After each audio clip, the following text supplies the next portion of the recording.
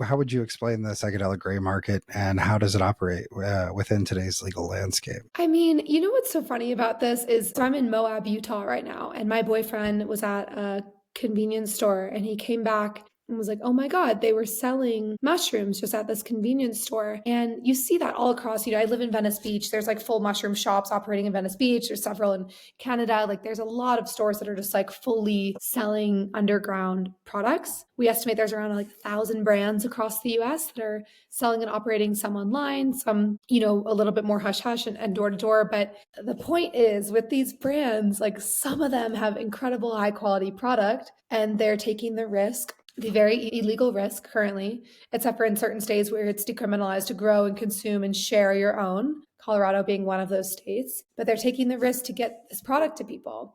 And then there's brands that are capitalizing off the fact that it's unregulated, unsafe, and creating really terrible product.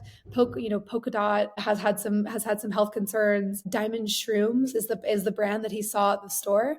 There's this whole PR scandal because people that have been consuming these products, which you can now buy at some, not legally, but you can buy them at some of these stores, and they're making people sick and they're getting hospitalized because they're not what they say they are inside of the product. And that's what happens when you don't regulate supplements. Yeah, I was gonna say, I think, in fact, I'd heard that even the polka dot bars, people just downloading the wrapper and printing the wrapper straight out. So it could be anything now, and you don't know if it really is a polka dot or anything. So, I mean, I know that's part of what you guys are doing. So, what kind of steps are you guys looking at to maybe try to help maybe move policy in the way of sourcing safe and ethical products? Yeah, so there's a few things. There's like a few bills that we're tracking that have been introduced that might be ones that we would either support or, adopt the language and take into other states. Like right now, the two kind of micro changes that we've made is reducing the amount of time that you have to sit with a facilitator while you take a microdose. Because right now, how it's legal to take a microdose and pay for it, at least in Colorado and Oregon, is to go into a service center